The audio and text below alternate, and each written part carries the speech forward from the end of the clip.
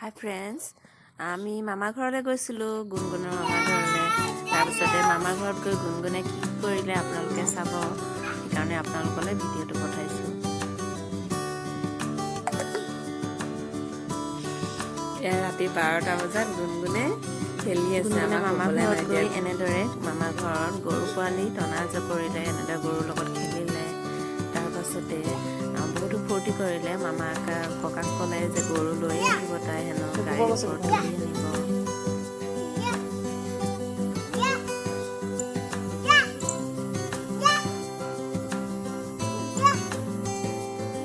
কোৱা কোৱা।